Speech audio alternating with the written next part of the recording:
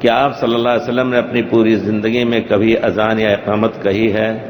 ہاں، یہ سوال بڑا قیمتی ہے۔ اللہم صلی اللہ، آپ نے مشورہ کیا تھا پیارے رسول صلی اللہ علیہ وسلم نے، اللہ تعالیٰ فرماتے ہیں وَشَاوِرْهُمْ فِي الْأَمْرِ، جب مدینے کی آبادی بڑھنے لگی، مسجد بنائی آپ نے، تو کیسے لوگوں کو اکٹھا کیا جائے؟ صحابہ میں سے کسی نے کہا کہ ہم وہ جیسے سینگی ہوتی ہے یہود و نصارہ کی، وہ لے کر کے اور ایک آواز چھوڑیں۔ کسی نے کہا نہیں، روزانہ ہر وقت نماز کے وقت آگ جلائی جائے۔ کسی چیز پر اتفاق نہیں ہو پایا، اور کسی نے کہا کچھ لوگوں کو چاروں طرف بھیج دیا گیا، چلو نماز کا وقت ہو گیا، ظہر کا ہوا، عصر کا ہوا۔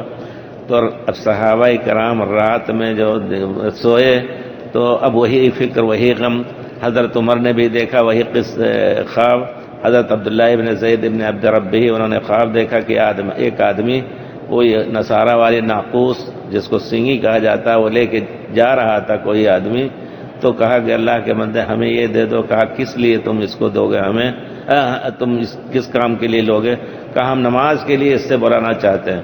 کہا اس سے اچھی چیز نہ بتا دوں تمہیں، جب نماز کا وقت ہو تو ایک آدمی کھڑا ہو، اللہ اکبر اللہ اکبر، پوری اذان سکھائی۔ فجر کے بعد پیارے رسول صلی اللہ علیہ وسلم کے پاس آئے اور انہوں نے کہا اللہ کے رسول میں نے یہ خواب دیکھا ہے۔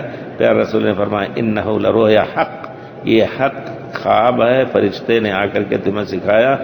قم فالقہ علی بلال فانہ اندی منک صوتا، حضرت بلال کو سکھا دو کیونکہ ان کی آواز اونچی ہے۔ تو گویا اذان کے اندر آواز اونچی والا افضل ہے۔ اگر وہی اذان تو کہتے ہیں یا رسول انی اریدھا وانی اریدھا، مجھے خواب آیا میں خود اذان دینا چاہتا ہوں۔ پیارے رسول نے فرمایا کہ نہیں، ان کو سکھا دو۔ حضرت عمر دوڑے آئے، کہا اللہ کے رسول میں نے بھی ایسے دیکھا ہے۔ تو یہ طریقہ رہا ہے، نہیں آتا ہے کہیں ذکر کی پیارے رسول نے اذان دی ہو، حالانکہ اس کی فضیلت بھی بیان فرمائی پیارے رسول نے، یا اقامت کیونکہ آپ امام رہے ہیں، اذان بھی دے سکتے ہیں، لیکن ہر جگہ آپ امام اور مؤذن امام مقرر کرتے تھے، مؤذن وہی مقیم ہوتے تھے۔